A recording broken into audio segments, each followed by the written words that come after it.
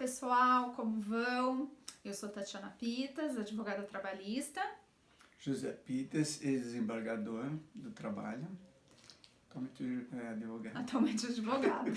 Ele esquece dessa parte.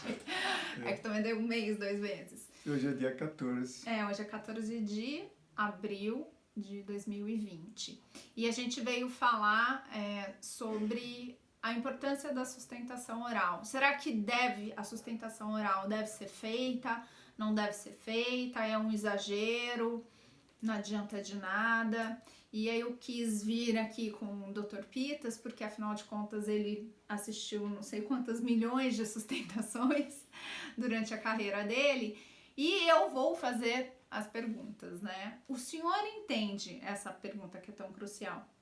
O senhor entende que a sustentação oral, ela é importante, ela é desnecessária, ela deve ser feita em todos os processos ou não? O que o senhor entende? O primeiro ponto é esse. Não deve ser feito em todos os processos, mas aquelas questões que o advogado entende sejam relevantes, elas devem ser feitas, a inscrição deve ser feita, porque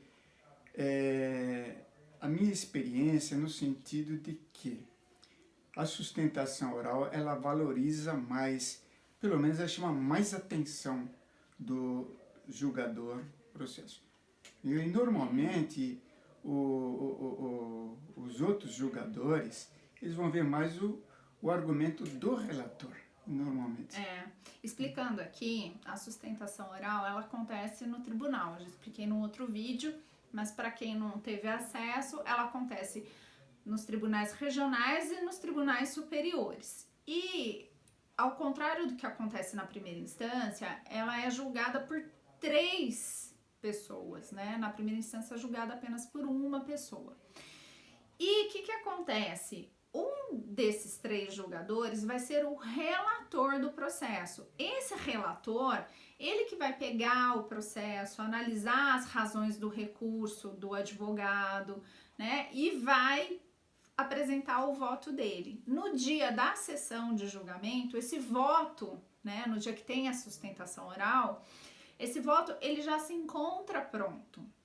Então, a sustentação, na minha opinião, a sustentação oral é muito importante porque, como disse o Dr. Pitas, no voto vão estar os argumentos do relator. Então, vamos supor que no voto ele não tenha colocado um argumento da defesa que seja importante para o convencimento dos outros 2 que vão julgar. Então, nesse aspecto, a sustentação oral é de extrema relevância, por isso que não em todos os processos, em processos que são de maior relevância, mas é esse ponto específico, né, que na minha opinião e mesmo para chamar a atenção do próprio relator, às vezes para algum argumento que tenha passado batido, porque ele ficou pensando num outro argumento. Acontece isso. O senhor já foi convencido em alguma sustentação a mudar o seu voto? Principalmente quando passa alguns fatos, né? Por exemplo, uma confissão, que às vezes a gente não percebe, às vezes o relator não percebe que houve confissão, e você tem que ter em mente o seguinte: nós estamos numa época na sociedade em que existem muitos processos, não é como antigamente, que dava para debruçar amplamente em cada litígio, cada processo. Os juízes procuram fazer, mas muitas vezes ele se vale mais do argumento do relator. Em princípio, ele confia no relator, em princípio. Isso é importante. Por isso que eu acho importante a sustentação oral. Chama mais atenção da gente. O Dr. Pita sempre me disse que ele sempre achou importante a sustentação oral, principalmente para esses pequenos fatos.